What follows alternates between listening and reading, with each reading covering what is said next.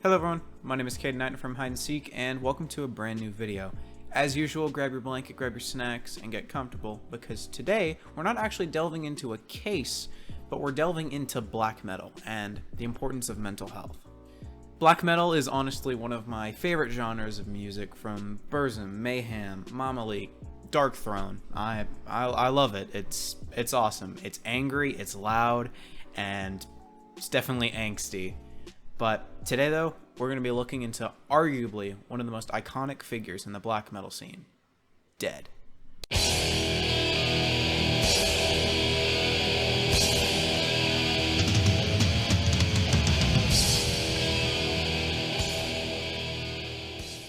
Dead, also known as Dead. Well, let's just call him Dead. He was born on the 17th of January in 1969 in Sweden. His upbringing was quite difficult for him. Dad was often bullied in school and one day had a ruptured spleen, which was caused by the bullies. He was rushed to the hospital, where he actually was for a time declared dead. After a few years, the incident resulted in his fascination with death and later inspired his stage name. Dead grew up on a lot of heavy metal music and rock. He enjoyed a bunch of popular names like Metallica, Black Sabbath, and Iron Maiden. He joined a group called Morbid, but then left after realizing the group wasn't really going far. He then contacted a group called Mayhem. This is where Dead's reputation will forever leave a mark in black metal history. Dead, while having an absolutely brutal stage presence, clearly had a few issues. On stage, he would wear corpse paint because he actually wanted to look like a corpse. A member of the band by the name of Necro Butcher said that, quote, "It wasn't anything to do with the way Kiss and Alice Cooper used makeup. Dead actually wanted to look like a corpse. He didn't do it to look cool." End quote. Dead would also bury his clothes before a show to get that grave scent. Dead was also known to keep dead crows in a plastic bag to huff because he wanted the stench of death in his nostrils before he went out to a show. And finally, he would often mutilate himself on stage. During the video you're seeing now, he cuts himself with a broken bottle. He leaves and then comes back with some sort of makeshift bandage. Metal as hell? Yeah. Concerning as hell? Most definitely. Dead was often cited by his bandmates as relatively odd and introverted. He was apparently a very gloom and doom person that didn't really have a place in the world. Mayhem's guitarist Euronymous flat out said that Dead was mentally insane. Dead was reported to purposely not eat so that he could get starving wounds. It got to a point that he would actually cut himself in front of his friends, casually. Of course they'd stop him, but his mental health was definitely declining. Let's hop into a potential theory on why Dead was acting the way he did.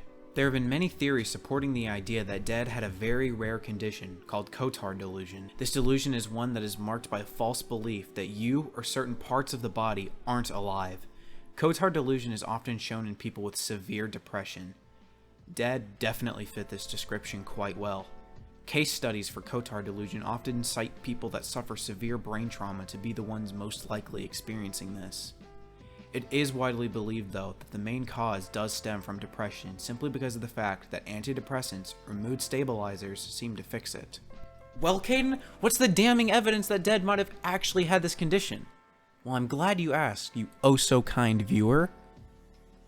Dead himself said that he wasn't human. According to a vocalist that soon replaced Dead, he was cited saying, quote, "He didn't see himself as human. He saw himself as a creature from another world. He said he had many visions that his blood has frozen in his veins, that he was dead. This is the reason he took that name. He knew he would die." End quote. Dead's presence in Mayhem was short-lived. Dead was reportedly getting worse and worse leading up to his death. He never left his room and began to wallow in his own sadness. In 1991, Dead killed himself in the house where he and a few bandmates shared. He had slit his wrist and throat with a hunting knife and then shot himself in the forehead with a shotgun. Before he ended his life, he wrote a final note to the world. Quote, "Excuse the blood, but I've slit my wrists and neck. It was the intention that I would die in the woods so that I would take a few days before I was possibly found. I belong in the woods and always have done so. No one will understand the reason for this anyway. To give some semblance of an explanation, I'm not a human. This is just a dream, and soon I will wake. It was too cold and the blood kept clotting.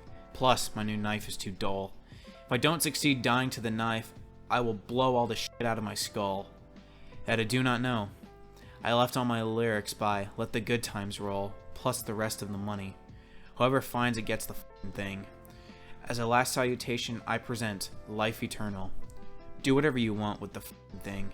Peel, I didn't come up with this now, but 17 years ago. Dead was discovered by his bandmate, Euronymous. Now, you'd think a normal human would see this and freak out and immediately start mourning. But Euronymous decided to get a little disposable camera and start taking some picky pictures, and it was used as a bootleg live album, Dawn of the Black Hearts. So thanks, Euronymous. I'm not going to go too heavily into Euronymous simply because this is about Dead, not Euronymous, but let's just say it doesn't really get too good for the guy.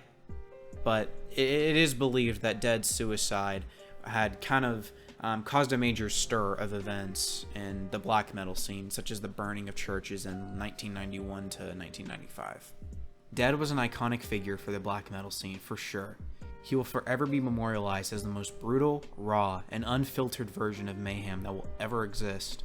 This very raw and aggressive presence did come with the cost of human life.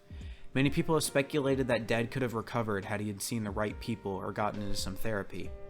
It's quite unsure of this though. History has said itself, and Dead will be remembered for what he was best, the rawest black metal vocalist. And this brings us to the end of Dead's story. So interesting and so awesome to research on and learn about. I remember when I first learned about the black metal scene, I just fell into a rabbit hole of looking into all of it. And in all honesty, it sounds like stuff out of like a movie and out of like a book.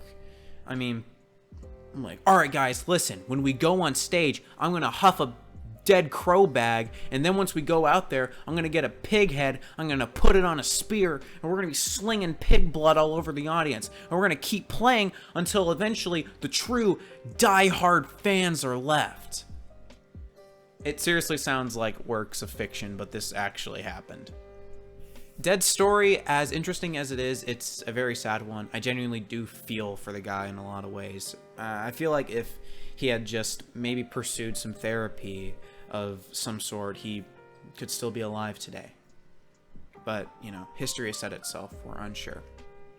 But anyway, ladies and gentlemen, thank you for watching. If you enjoyed, why not like and subscribe? It definitely helps me out. If you didn't, why not dislike and let me know what I can improve on next time.